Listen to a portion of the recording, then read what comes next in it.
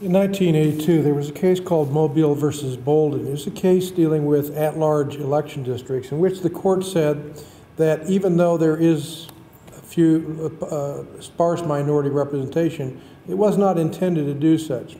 And then in 1982, with the amendments of the Civil Voting Rights Act, the court says, no, impact can have as much, it can be a triggering effect, and it led to majority-minority districts.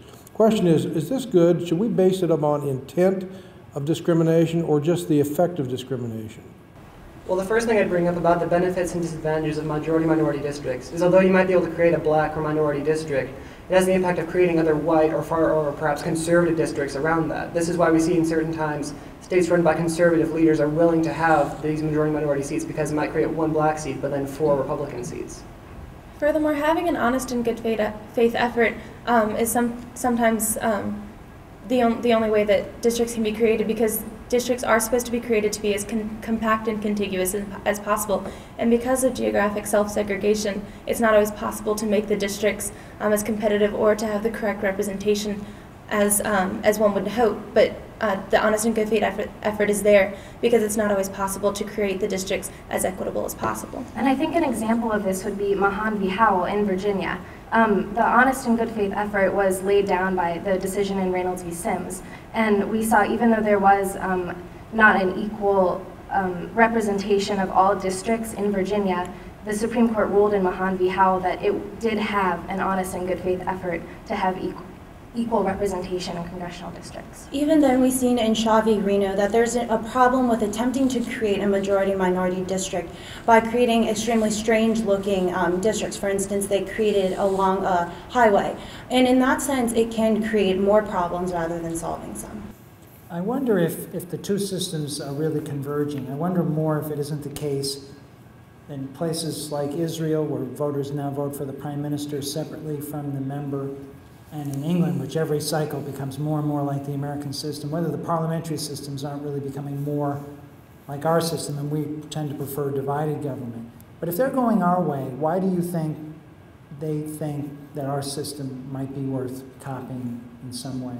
Well, we saw, for example, during the recent British campaign, whether it's the debates or other aspects of their contest, they're really looking to the American system because they see something they like. There was so much world focus on, say, Barack Obama's election, that it's really drawing interest into our system even more than ever before. I think also just the idea of having more of a representation is something that's very compelling to many other democracies. For example, the Conservative Party has claimed that they should re-amend the Septennial Act, meaning that if a new prime minister of the same party was to take control, he would only be given 6 months of caretaker government before there'd be a forced election. So we see trends like this throughout parliamentary systems. And furthermore, it may just be a result of increased technology with mass media.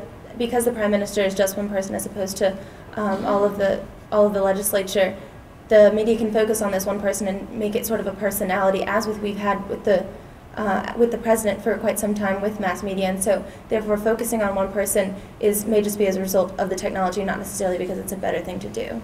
Also, the Conservative Party in Britain has recently proposed legislation that would create primaries for people to vote in.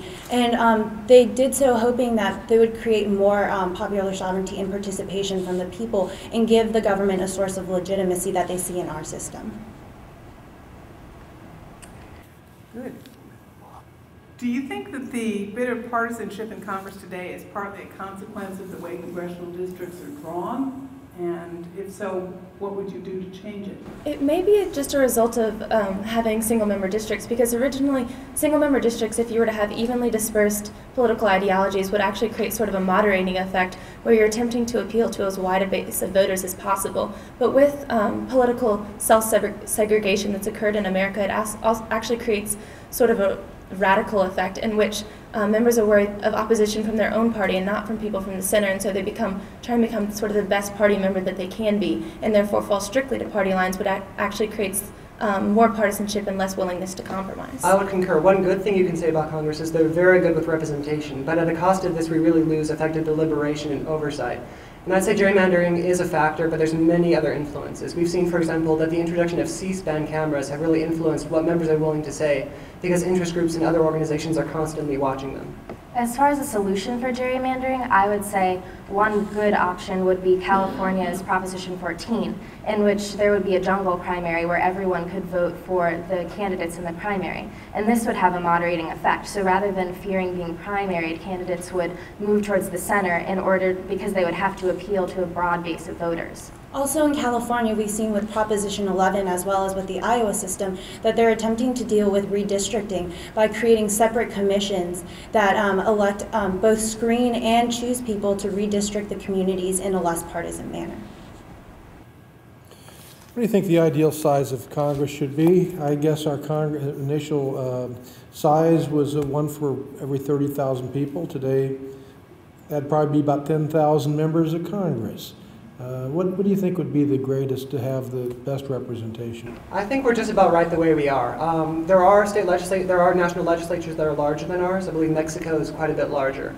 And because of the modern system of technology, whether you have internet debates or internet discussions, or you have these town hall meetings that are very easy to access, I think really representatives are able to get in touch with constituencies, particularly through the development of the Tuesday to Thursday Club. I don't think you can really claim that representation is failing in the American system.